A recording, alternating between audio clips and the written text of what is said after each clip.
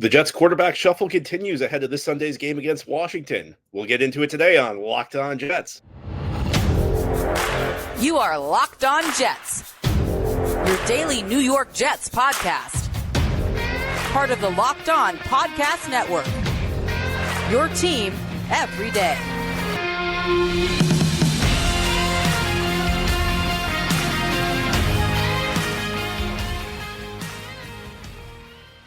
Welcome, Jets fans and Commanders fans. This is another crossover Thursday edition of Locked On Jets and Locked On Commanders. Jets fans, you're familiar to my voice. I'm John Butchko, the host of Locked On Jets, along with David Harrison, the host of Locked On Commanders, ready to preview Week 16 Christmas Eve action, 1 o'clock p.m. Eastern, Sunday at MetLife Stadium. The Jets and the Washington Commanders. And you should know that this crossover Thursday episode is brought to you by PrizePicks, the easiest and most exciting way to play daily fantasy sports. Go to prizepicks.com/LockedOnNFL and use code all lowercase LockedOnNFL for a first deposit match of up to $100. Well, David, great to be with you today. How are you? Oh, I'm doing great, John. How are you? Doing well. I'm actually going to be out on the West Coast this weekend for Christmas, heading to San Diego. So I'll get some morning football on Sunday when the Jets take on the Commanders. Two teams that are not having the seasons the fan base has hoped for as we entered 2023. David, what can you tell us about the Commanders season? What can you tell us about the biggest story happening this week? Yeah, I mean, well, the biggest story this week is the quarterback, right? And it's whether or not the Washington Commanders have made a mistake this season by not starting Jacoby Brissett from the start. And it's kind of, I don't want to say sad, but for a lack of a better term, I'll use the word sad. It's as we go through the weeks, like the Sam Howell support seems to be dipping more and more with each game. And, coming into Week 15 against the Rams, he had 3 games with a pick 6 in a row, and there was a bye week in there. And so people had all that time to fester. You know how, if you're struggling going to a bye week, it just gets worse. But if you're winning going to a bye week, then everybody's happy. And unfortunately, the Commanders were on the bad side of that conversation. Then, he comes out against the Los Angeles Rams, kind of lays an egg. And then Jacoby Brissett comes in for the last 2 drives of the game and lights up the Los Angeles Rams defense, brings them to within 1 score, has more passing yards and a better passing day in 2 series than Sam had the entire rest of the game. And so now, mostly fans are kind of clamoring to see if the Commanders are going to start Jacoby Brissett. But even in that game, Ron Rivera said it wasn't a benching of Sam Howell that was pulling him with the game out of hand to protect him. Whether that's mental, physical, or both is kind of up for debate. I think it was a little bit of both because they also lost 2 offensive linemen in the course of the game to injury. Both of them seem to be on their way back. Anyway, we'll see how the week develops for those guys. But then, when you see a production like that, and even Jacoby himself, we talked to him in the locker room after the game, and he said one of us asked him, "What do you say to Sam, such a young quarterback when he gets benched like that?" And Jacoby said, "Well, I wouldn't put it that way. He didn't get benched. The game was out of hand. So we put me in and tell him, hey, just start now getting ready for next week." So even the guy who came in for the young guy, and, it could just be a teammate looking out for a teammate. But regardless, the door is open. So now, there's a lot of people calling for Jacoby Brissett to be the starter. It's going to be Sam Howell. The question now is going to be, if things don't go well against a very, very good Jets defense, does Sam get pulled again? Because at this point in time, if you want to protect your quarterback, and you're talking about Sam Howell, leaving him in almost protects him more than pulling him, because if you pull him again, even if it's 28-7 in the 4th quarter, you're just going to open this conversation up even wider than it already is. Well, the top stories around the Jets this week are also at the quarterback position. Mm-hmm. And the biggest one probably has nothing to do with the game. It's the whole Aaron Rodgers saga. I think like the phrase I've used to describe the New York Jets, it's been like the unofficial team slogan the last couple of years is overpromise and underdeliver.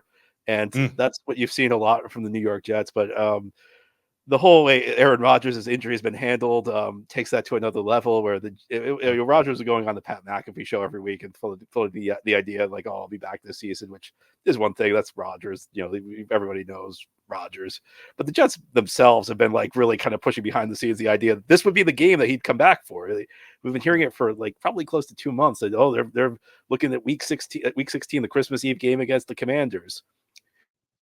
And the word miraculous has been used about his recovery. Well, earlier this week, Rodgers goes on the McAfee show and says, it's not really realistic for an Achilles injury to be 100% after 14 weeks. So the Jets announced on Wednesday that Rodgers will not play this season. They've ruled him out for this week game. They've ruled him out for the last 2 games, but they're putting him on the roster. They're activating him on the 53-man roster. Yeah. It doesn't make a difference. Look, they cut the fullback Nick Bawden. It doesn't make a difference. I'm not saying like it, but only the Jets could like do something like this where they rule a player out, but yet they activate him. I'm not entirely sure. Maybe it's like because we can practice because he was so they brought him back to practice 3 weeks ago, and in the NFL, if you're on IR, you can practice with your team for 3 weeks without being activated. And then at the end of the 3 weeks, you either need to be added to the 53-man roster, and they have to clear a spot for you, or you're out for the season. So he wouldn't be able to practice the rest of the year. Now, how much are these 3 weeks of practice going to help him? I don't know. It's more of a story like I'm not upset about it, and I'm not critical. I just like don't really understand why they did it. It's like a really fascinating thing to me because I don't see what's gained. So, but we'll move on. Right. The other story is at the quarterback position for the Jets. Zach Wilson, who's had a rough year, aside from a reprieve a couple weeks ago against the Houston Texans. He was, of course, supposed to be the backup this year. His status for this game is unknown. He's in the concussion protocol, and I would have to guess that if he's not ready by Wednesday when the team starts implementing the game plan, there's a good chance he's not going to be in the lineup on Sunday because even if he's cleared on Thursday or Friday, at this point of the year, the games are meaningless. Zach Wilson's taken enough grief from the fan base. I don't know why you'd put him in with like half a week of preparation, even if he's ready. So it could be the veteran Trevor Siemian getting his second career start with the New York Jets. He actually started a game back in 2019 on Monday Night Football. I think he was 3 for 6 for 3 yards and then suffered a season-ending injury in it. Siemian did some mop-up duty for Wilson last week when he left the game at halftime. I think it was a little bit before halftime. Wilson left the game, but it could be Trevor Siemian. The Jets also have Brett Rippon. I'm sure that's a name that Washington fans are familiar with because his cousin Mark Rippon won a Super Bowl in Washington. Or his uncle Mark Rippon won a Super Bowl in Washington way back when. So the quarterback situation is very up in the air for the New York Jets. One thing we do know is Aaron Rodgers. He's going to be on the team, but he's not going to be active for this game. So. I mean, it's one of those. It's the Tank Bowl, right? Like a lot of the fans. I mean, I think most fans would probably agree. Like you turn on your favorite team, you want to see them win, but at the end of the game, if they lost, you're still happy because you're protecting draft stock. So it's kind of one of those conflicting times of year for both sides. But yeah, I always thought the Aaron Rodgers thing was a little weird. Never thought it really made a whole lot of sense for them to try to rush him back, especially if this plan was still to come back with A-Rod next year. And Zach Wilson, I don't know, John, like you'll have to tell me, but I feel like Zach Wilson, that experiment has probably run its course there in New York. So a lot of quarterback questions, like you said, on both sides of this matchup. Yeah, I mean, I think Zach Wilson's probably going to be traded this offseason. I think they should do it for Zach Wilson's own good.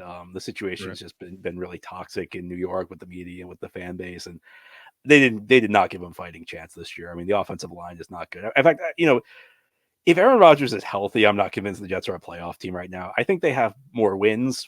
I think their offense would not have fallen to the depths it's fallen to. I think clearly this would be a better team with Aaron Rodgers, but the offensive line's a huge mess for the New York Jets right now. We'll get to that in a little bit. And the receiver position outside of Garrett Wilson is not very good. This is just not a very well built offense. But David, before we get into the matchups, I got to ask you: new owner in Washington, finally rid of Dan Snyder. It kind of gives me hope because we don't have a great owner in Woody Johnson's not as bad as Dan Snyder, but he's probably one of the bottom 5 owners in the NFL. I mean, the guy in Carolina might be worse than Woody Johnson. Maybe Arizona. There are a couple spots where you could say the guy's worse, but Woody Johnson's a bottom 5 owner. You got rid of the worst owner. I mean, I know it's still early. What's the feeling in Washington right now with maybe a breath of fresh air? Yeah, I mean, I feel good about it. You know what I mean? I've gotten to interact with Josh Harris, the managing partner, a handful of times. Magic Johnson, probably a few times, and Magic is one of the minority owners. So there's Mitchell Rales, and there's a couple of guys between him, more than a couple of guys, but obviously Magic is the forward facing minority owner of the organization, right? And I think that the focus is on doing it the right way, and that I think is the most important part. This isn't I don't feel like this is an ego competition of I know best and I know better than the other guy and all that stuff. Like they're really trying to do this thing the right way and check the blocks and be studious and be thorough and all that stuff. And certainly you could go too far that direction as well. But I feel like their intent is to do it the right way. So that's encouraging. Now, at the end of the day, I mean, this offseason, it looks like is going to be the first time we really get to see this ownership group in action from a decision-making standpoint. Because I mean, everybody assumes that Ron Rivera and the majority of the coaching staff, if not the entire coaching staff, is going to be let go at the end of the year. General Manager Martin Mayhew, Marty Herney with them, and maybe even team president Jason Wright. Although I think Jason's probably a little bit safer than the rest of them. But at least from the football staff, you expect a clean sweep. So even in that decision alone, like, it's going to tell you something about this ownership group. If they do the clean sweep, it tells you something. If they don't do the clean sweep, then it tells you something. And then, of course, if they do the clean sweep like we expect, who they bring in will also tell you something. So really, we're going to get our first dose of football decision making from a fan standpoint, and dedication to improving the organization. Top notch. Nothing to complain about. They've done everything that you could ask them to do and more, I think, in a first year of ownership to improve the fan experience and improve as much of the player experience. I mean, it's not perfect. We had fire alarms going off in the locker room after one game.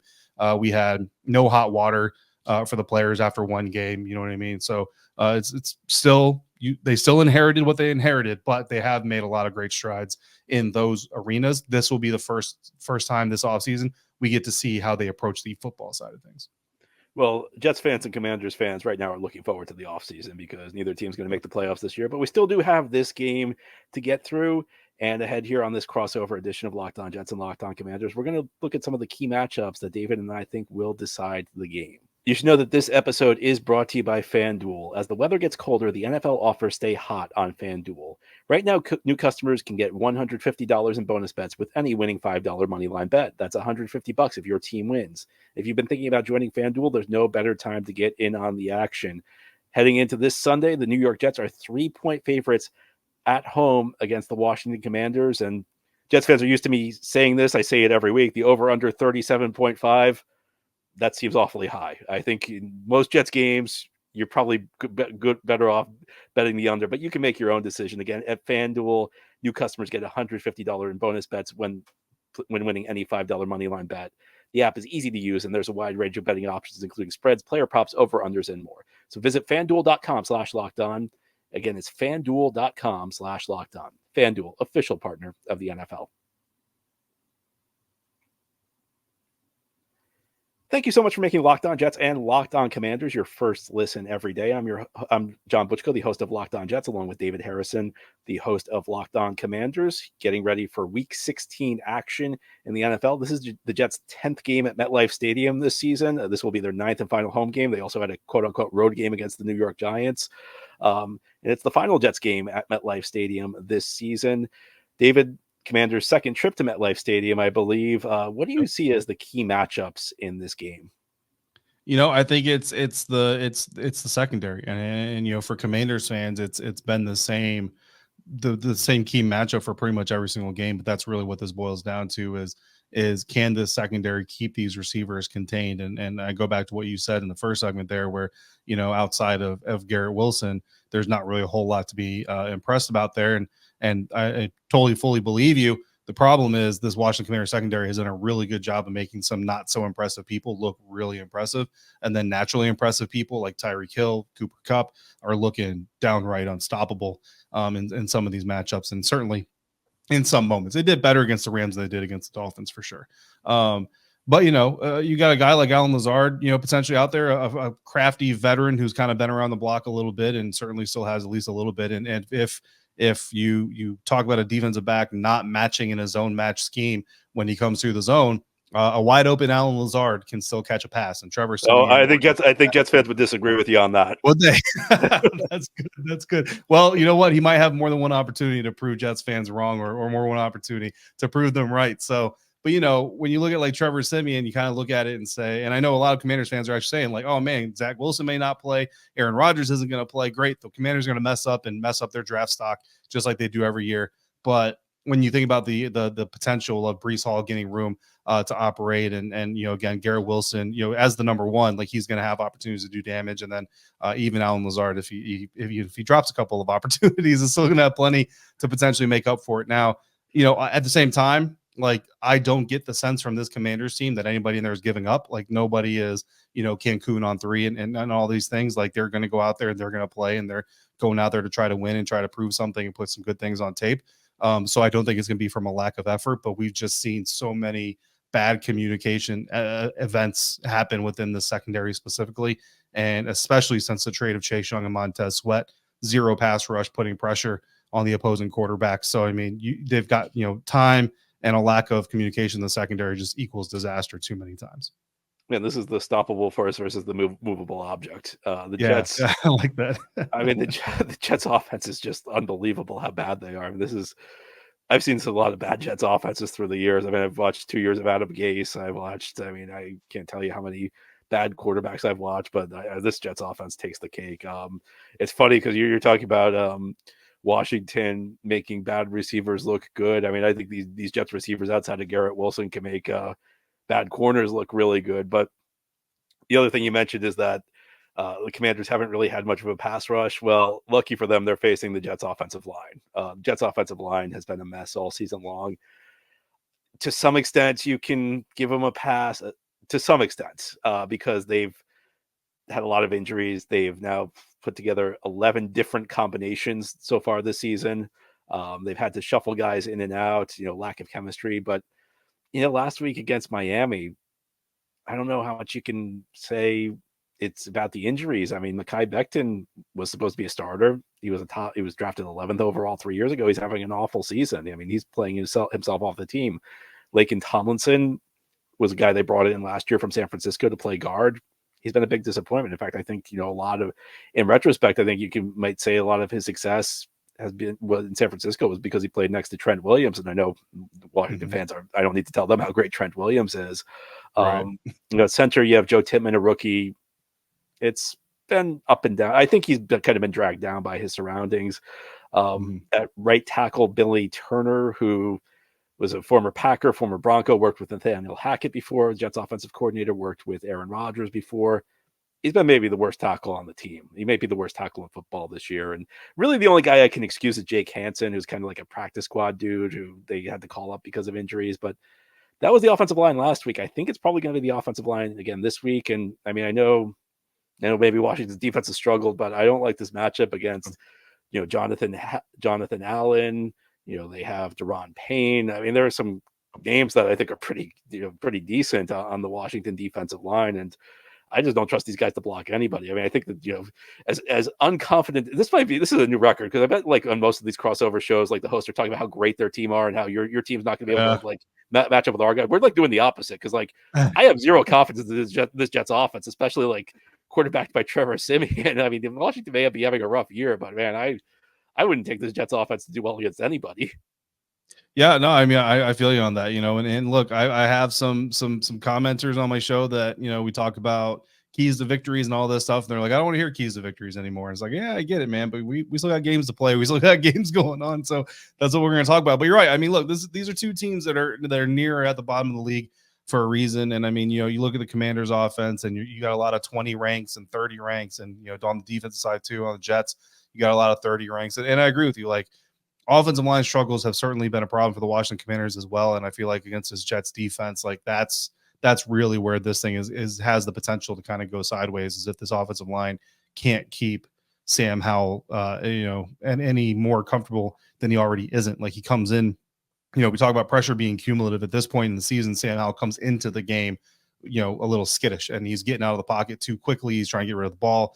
It was he would hold on the ball too long. Now he almost tries to get rid of it too soon. And if he can't, he bails on the play too soon. And, so now it's kind of an overcorrection, but then at the same time, you see that spontaneous recovery where he goes back to holding on the ball a little too long in some pressure situations as well. So it's just kind of a mess all over the place. And then again, it starts up front. So if that Jets defense can get home, and look, to your point, this might be a game where we see Deron Payne and Jonathan Allen have kind of one of those signature weekends. And ironically enough, it would make a lot of Commanders fans unhappy, unfortunately. And as down as I am on the Jets offense, I'm very high on their defense. I think that this is a defense it's good everywhere except safety.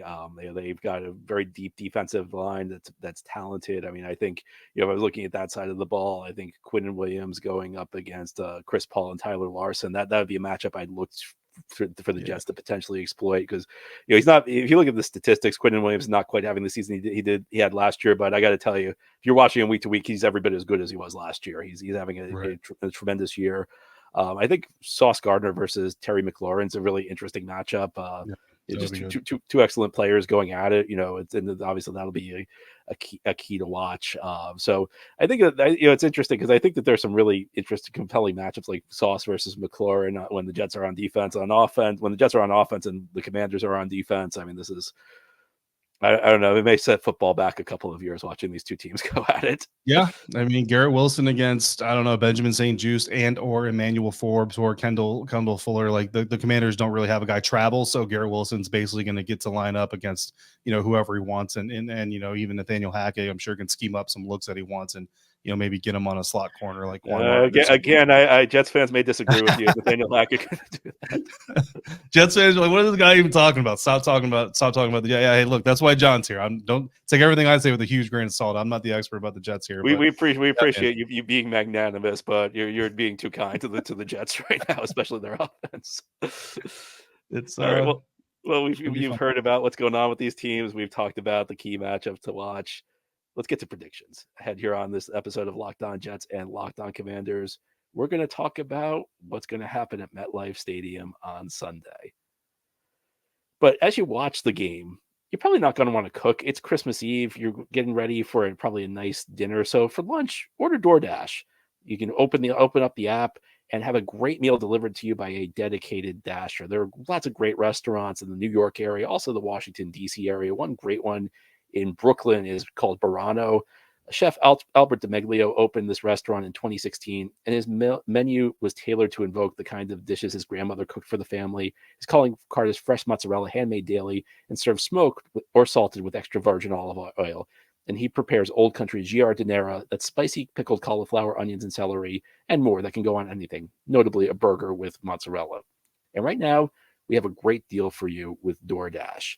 You can get up to 50% off, up to a $10 value when you spend $15 or more on your first order when you download the DoorDash app and enter code LOCKED23. Subject to change, terms apply. Again, that's 50% off, up to a $10 value when you spend $15 or more on your first order when you download the DoorDash app and enter code LOCKED23. It's one word with no space, LOCKED, number 2, number 3. Subject to change, terms apply. It's Crossover Thursday here on the Locked On Podcast Network, Week 16. We're almost to the end of the season. The New York Jets will host the Washington Commanders on Sunday at MetLife Stadium. The last time these teams met, it was 2019. We've gone through a lot in those 4 years. We went through a global pandemic. We've seen 2 name changes from the team in Washington. But these teams are very much in the same position where they were the last time they met in 2019. It was a little bit earlier in the season. It was November, but the two teams were both having rough seasons. They were kind of out of the playoff race at that point. The Jets did go down to Washington and beat the Commanders. Will they repeat it? David, tell me what you think is going to happen in this game Sunday. Yeah, I'm not a big score prediction guy, but I do think the Jets are going to win this thing. And I just look at it like outside of tanking, again, which I always say, like players aren't going to tank. Like players may be unmotivated. Players may quit on each other. That's not the same thing as tanking. But outside of an occurrence like that, I look at this as 2 offenses that can't seem to really get right now. I think that guy for guy, the Commanders probably on paper have the better offense, but performance wise, it just really hasn't been there the last 3 weeks again. So unless that gets fixed this weekend, that's not going to change. So then to me, it comes down to the defenses, and the Jets by far have the better defense. And if that's what it comes down to, then the Jets win this thing. I think, like you said, I think what was 37.5 points is the over-under for total points scored. I think 2017 is probably like the max that you should expect in this game, which is under that line. So I think you take the under on the total points scored, and then I would probably go money line on the Jets to win this thing. I'm not taking points with anybody on this. I'm just going money line, just play it a little bit safer than usual. But yeah, I'm probably going Jets on this just because of what the Commanders haven't been able to fix in the last few weeks, especially. I'm going against every fiber of my being in this one, and I'm taking the Jets. And I can't believe I'm doing it, especially after the disaster I saw on the field last Sunday in Miami. But I think there are a couple of things. I asked myself a couple of questions. It was a total no-show by the Jets in Miami, and I have zero faith in the Jets offense to play a whole lot better. I do have a lot of faith in their defense, though. I don't think they're going to go. I think after they were embarrassed last week, they're going to come out and play better. It's like you said, the players don't tank. We talk about it. Sometimes as a fan, you mentioned it yourself. Even when your team loses, if at this point in the season you're not so down because it helps with draft position. But that's not the way the players are. The players every single week, they're putting their resume out there. You know, they put the film, and the film that they put out, even in a lost season, even in a game that's meaningless, means a lot when they're out there seeking a new contract. I think that I just can't see the Jets not. I think the Jets are going to come out and they're going to play with more intensity than they did last weekend. And I guess like the question I ask is like of the 4 units the teams have, we'll leave special teams out for a minute, but like the Jets offense, Jets defense, Commanders offense, Commanders defense, which of the 4 units do I have the most faith in? And I think the answer is the Jets defense. Right. You know, this is like a really good defense. I can't believe like I'm picking a team that could be quarterbacked by Trevor Siemian to win. I can't believe I'm picking a team with the offensive line the Jets have to win. I mean, Alan Lazard may have a couple catches in this. Alan Lazard's on fire. He actually had a reception against Miami for the first time since November 12th. So maybe Alan Lazard is eating up David. I don't think it's going to be a pretty game. Like, I'm not going to, I'm going to take the under also. Right. You've been right more often than you've been wrong taking the under with the Jets. I'll guess it's going to be something like, I don't know, 13-10, something in that range. And I'll tell you a story. The only time recently the Jets have gone the over was 2 weeks ago against Houston, and that was a scoreless game at halftime in bad weather. And I remember sitting there watching, saying like, "Oh, the under's a lock right now." And the Jets went out and scored 30 points in the second half, and they actually beat the over in that one. So I don't know, maybe something wild will happen, but yeah, I got the Jets. I think it's going to be a tight game. I mean, I don't think either of these teams is going to pull away from each other. And I think they'll take the Jets, just eke it out at home, 13-10. Yeah, and that's kind of the way I see it. You know what I mean? And I guess if you're Commanders fans who want to see the win, and I know there are a good amount of Commanders fans. Like I said, they turn on the television, they want to see the Commanders win. But like you just mentioned, if they lose, you just turn to the mock draft board and it makes you happy again. I guess the saving grace you say is like the Commanders did better against the Dolphins than the Jets did against the Dolphins, especially when you consider that Tyreek wasn't playing against the Jets. So I guess that's your saving grace to say we always like to compare teams like, well, my team did better than your team against the same team, so they're better and all those things. But yeah, I think at the end of the day, it's really going to be a pride fest. It's really what team wants it more, and then the talent that's on the field, standing out above the rest. But if you're Sam Howell specifically, like this is a really good game for you. You come out and have a solid performance. And a lot of these questions about whether or not the team made a mistake, whether or not the team should move forward with you, they don't go away completely, but they at least start to fade a little bit because everybody has respect for the Jets defense, regardless of the totality. I got one last question for you, John, before we really wrap this thing up. Robert Saleh, is he the Jets head coach next year, you think? Yes. I think they should make a change. I think what's going to happen is the owner will look at this and the owner, and this is not my take, I would make a change. I actually did a show earlier this week about why the Jets should make a change, but I think knowing the Jets as I do, they will give everybody a pass because of Rodgers' injury. Mm-hmm. Yeah. That's kind of what I was thinking. I feel like that's what most NFL owners would do, is like this whole thing was all in on Aaron Rodgers. You lose him 4 snaps in, like you pretty much, I would say give everybody a pass, but like you don't kill everybody for it. Well, David, it's been great chatting with you today. Yeah. I look forward to doing it again, maybe in a couple of years. Probably not the Super Bowl this year, but maybe in a couple of years, these teams will build themselves up into better forces. All right. Well, anyway, this has been Locked On Jets and Locked On Commanders here on Crossover Thursday. I'm John Butchko, the host of Locked On Jets, joined by David Harrison, the host of Locked On Commanders, the man who said nicer things. The man has been nice, said the nicest things you'll hear all season long on Locked On Jets about Alan Lazard and Nathaniel Hackett. Jets fans, tune in tomorrow. We'll talk about Jets Commanders. We'll give you the final preview before the game. Commanders fans, tune in to David's show. He has great things in store for you. Until then, take care, everybody, and enjoy your Thursday.